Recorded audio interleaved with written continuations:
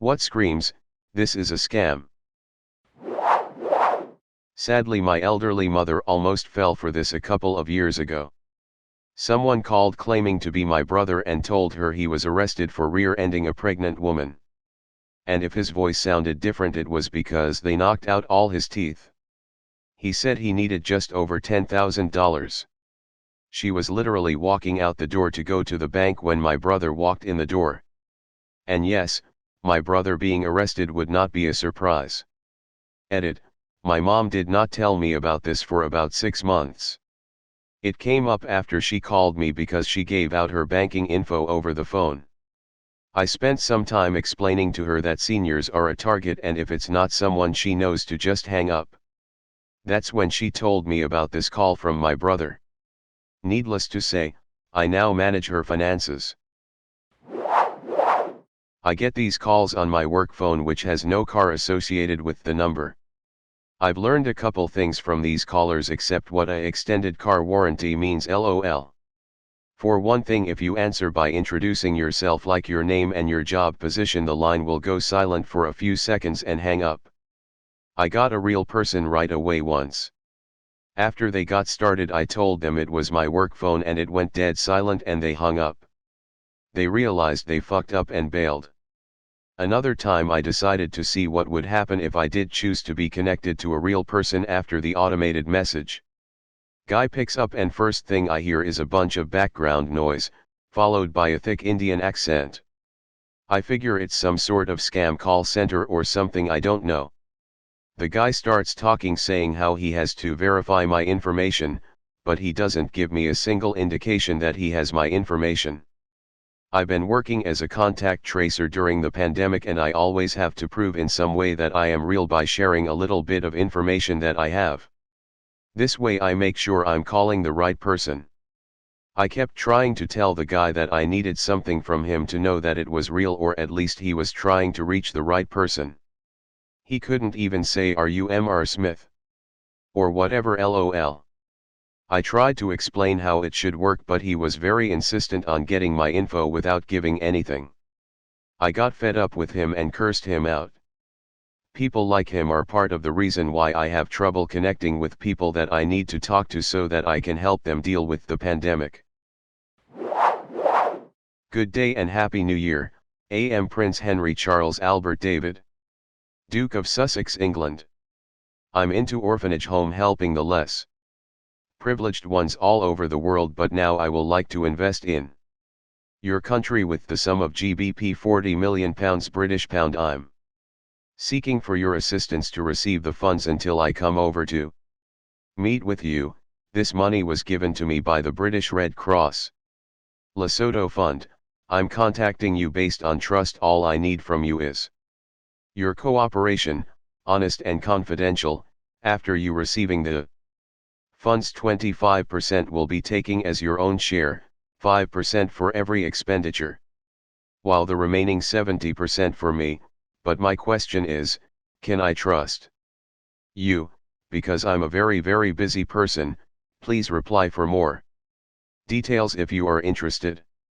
Thanks and God bless. Prince Harry, Duke of Sussex. Early in my job hunt I was applying all over on Indeed, and so I got a text about a job and the pay was 25.00 an hour. So I jumped at it. That's a lot of money. So I did the interview, and during the interview red flags started popping up. It was going to be a work from home job and I needed certain equipment and they were going to send me a check. That was the big red flag, but I went along with it because the pay was too good to just walk away from, so they sent me the check, and when the check issuing company didn't match the company I was supposed to be working for, I stopped right there.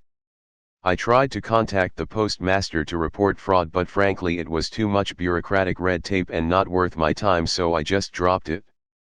I went as far as I was comfortable with. I was leery, but the money was too good to not explore it as far as I did, not knowing at the time it was a scam. I'm just gonna drop this in here for the folks who still think the vaccine is a scam. Copied my comment from another thread. Yes, vaccinated people can still catch the virus. That is true for literally every vaccine in existence. The difference is that vaccinated people are significantly less likely to have the virus take root in them when exposed. And for the small number of people in whom the virus does take root, they are significantly less likely to get sick to the point of hospitalization. And of those who do get sick to that point, it is further significantly less likely for them to die as a result. Finally, the vaccine makes it so that those who have been vaccinated and still catch COVID actually weaken the virus, so that it is harder for that virus, when exposed to others, to take root in them. Latest data shows that 99.5% of all COVID deaths in America since the distribution of the vaccines have been unvaccinated. And I might be mistaken on this data point, but in the last month, 97% of all COVID hospitalizations have been unvaccinated. The data is literally out in the open, provided by the CDC. Just get vaccinated, people. Goli apple cider gummy vitamins, why? Because they blanket spam Facebook with ads, and I have literally blocked and reported the Goli page well over 100 times. Because of this I looked into Goli a bit and found they are a straight-out health scam that only has support because they pay thousands of influencers a few bucks each to mass promote a product that they claim is certified by the American Health Board and even show 100% fake certificates on their website.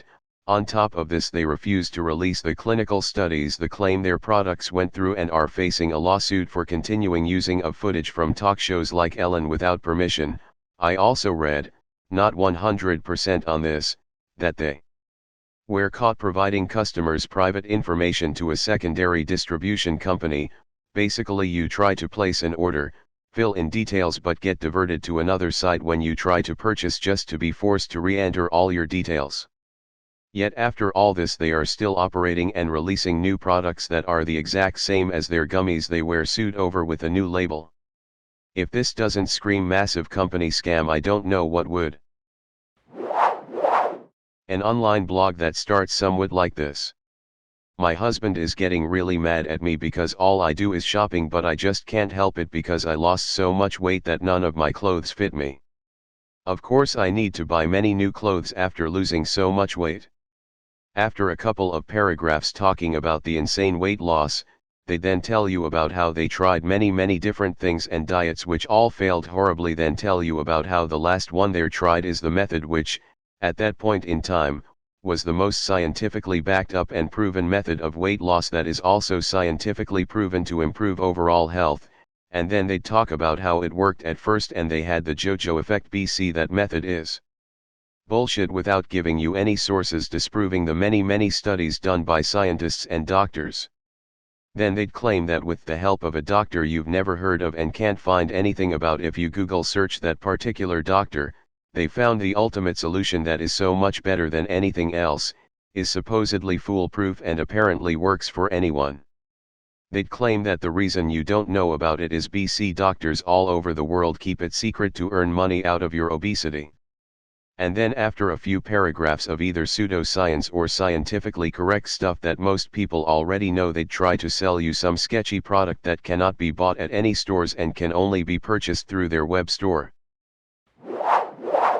When I was in my 20s, somehow I ended up on the AARP's mailing list, postal, not email. This meant that I got all sorts of junk mail intended to be sent to elderly retired people. So many scams. Fake health products were maybe the most common. Copper bracelets for your arthritis. Magnetic bracelets for your blood iron. Herbal treatments for your gut, your butt, and your nuts. Quantum amulets to align your chakras. But the fake insurance and financial stuff was sleazier, because it came in official-looking envelopes with scary warnings on it, or company names that sounded like government departments. The National Tax Board requires your payment of $100.23 to receive information about your possible tax liability. Extended Warranty Incorporated wants to warn you that your car's warranty may not cover extreme pony fight related damage. Pay assessed fee of $175, discounted from $350, to receive full coverage for the next 2 years. Jobs where they have dozens/hundreds of people interviewing in a day, You interview in big groups and practically everyone gets hired. The boss/manager tells you they're hiring for different specific positions, yet there's no requirements and they say you'll learn everything on the job. Then they immediately put you on the field the next day and you quickly realize the job is to run door to door harassing people to sign up for such and such subscription or buy such and such product, and 90% of prospects slam the door on your face or threaten to call the cops. Then suddenly it all makes sense why you saw dozens/hundreds of people in the waiting room the day before when you went to interview.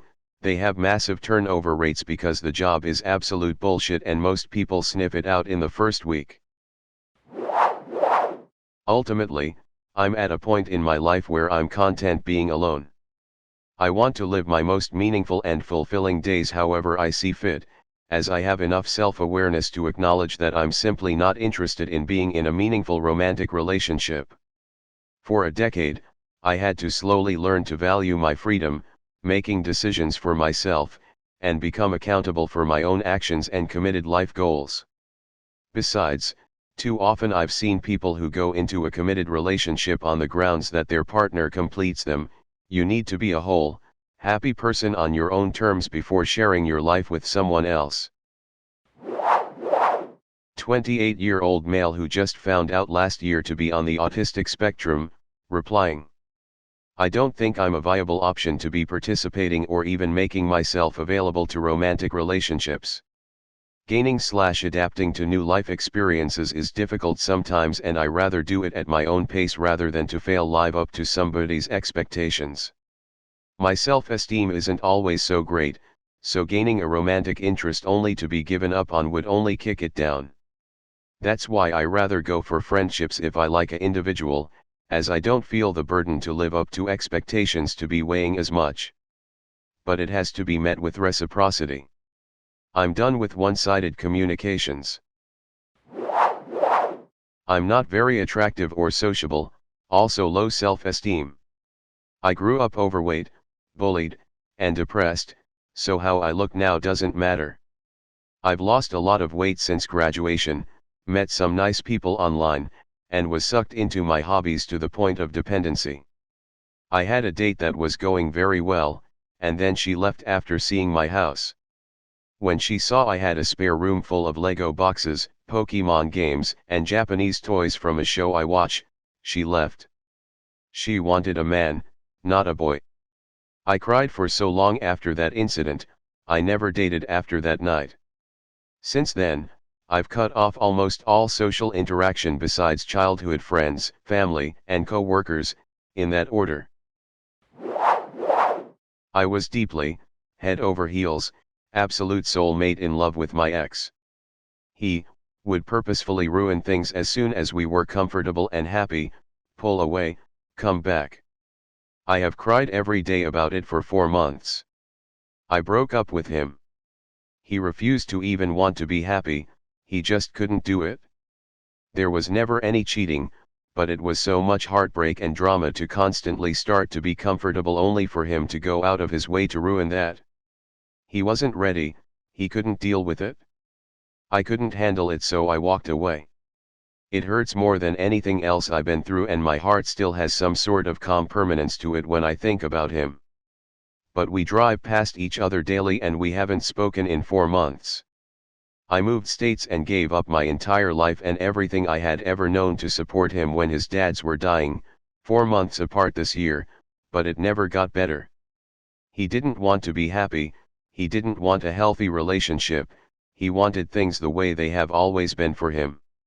I did everything I could to work with him, but I was cheating myself and so tired of doing everything and being everything and always being the good one, I finally had enough and walked away. Only time in my life I have ever felt this way.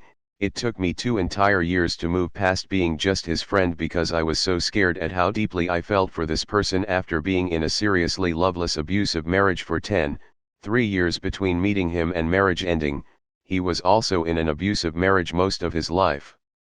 We came out of our traumas completely differently. I tried so hard, I cry every single day, but I've stood my ground and maintained zero contact even though it is so painful, and some days I'd give up everything just to wake up with him again. I just can't put up with so much drama and unhappiness completely made up by someone who has no idea how to be happy and will forever sabotage it. I hate it so much. I got complacent in my last relationship with a girl I was really in love with. Like, honestly, she was the most perfect girl I've ever met. At the time I was undiagnosed bipolar, really high highs and really low lows. Whenever I'd get depressed I'd binge drink to try to force myself into a manic state. All of this was exhausting for my girlfriend.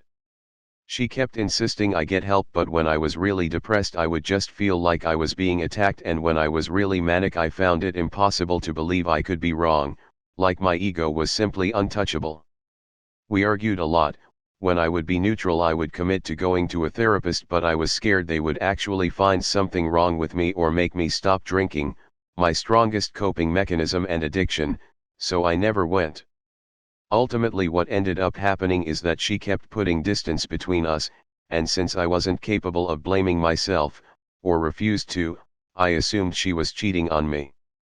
To top it all off, my toxic sister and mom really wanted me to marry inside of our family's culture, which my girlfriend was of a different culture. As you know, I have never been married. It wasn't my choice. There were many reasons for that, but I think that the main reason was that I was not confident in myself. It took me 25 years to realize that confidence is something that can be developed. If you don't feel good about yourself, it's hard to build confidence in your self-worth and to expect others to believe in you. When I was young, I was told to make myself more beautiful. I was encouraged to get a higher paying job so that I could have a better life. I never thought of myself as ugly or unattractive, so my self-confidence was really low. I took a job that I hated and just stayed in the same job for 25 years, because I didn't think I could do anything else. I just am. I'm 30F, I don't mind it, I don't try to change it. I am social, love talking to strangers, don't mind flirting and casual hookups. I just love my me time. I have too many hobbies. Too many plants. Hopefully one day too many cats. Currently only one cat and a bunch of isopods. I do think I am stuck in a convenience relationship right now. A good friend of mine and I decided to be each other's sex buddy for COVID. I love spending time with him, our love languages mesh so we just cuddle all the time, but it's not emotional. I feel guilty I don't want to date him, there's just something missing deep down. I can't even verbalize it really. I want a partner, but in all honesty I don't think about it very often. I'm not sad I've been single for years, I am happier alone than in a deadened relationship. I've never dated bad guys, just the wrong guys. I download Tinder occasionally, but can't keep up with messages, so just let it go. I feel like I'm burning bridges if I try before I'm ready. I'm relatively disillusioned with the future at this point in our present world, don't necessarily feel depressed, I don't want to end anything. But I just have a hard time seeing the point of everything. I've already decided to never have kids. I would consider dating somebody with kids. I love to teach and show people new things, so I think I could be a good stepmom to older kids. I think my parents are sad for me. I wish they wouldn't be. I think, after a few years of inner work and healing from quite a relationship shitshow, I may be ready. But I really hate the whole dating dance, particularly online dating. Do this and you seem too eager, do that and you're a cold-hearted bitch, hide this much of who you are but flash people this other part with abandon, maybe jiggle it a little. I don't get it, so few PPL actually communicate effectively and instead rely on all these chicken shit games and posturing. I've got too much to do to try so damn hard. So I'm just gonna live my best life to the fullest, and if someone worthwhile and I cross paths, we'll talk and maybe we'll be the real deal. If not, I'll be okay too. Life is too short to be with the wrong person just to not be alone, which honestly isn't bad. I'm a hoot. Also, Guys my age either have kids, want kids, or don't want them because they hate kids passionately, and I don't want kids but hating them is a red flag to me. So that doesn't help. Bring on the cats, BB. At this point in time, irregardless of if there is anyone currently attracted to me, I choose to stay single. I don't wanna chase men/women or chase sex cause it's literally a black hole of misery almost 90% of the time. Watching people or even my exes hop from one relationship to the next made me realize just how fucked up the modern dating scene is and how it's anything but natural. Dating apps, fake empowerment for men and women to seek sex but not commitment, various other reasons have all ruined relationships actually stood for, and that's why I almost never see anyone in a long-lasting relationship. At this point in my life and probably for a very very long time, I'm just gonna focus on myself and build my own empire. I don't need someone else in my life to make that happen, and despite what I see a lot of people say, you don't need sex or relationships to survive. If you're horny, masturbate and get back on your grind. Stop throwing yourselves at other people's mercy for a quick fix on dick/pussy.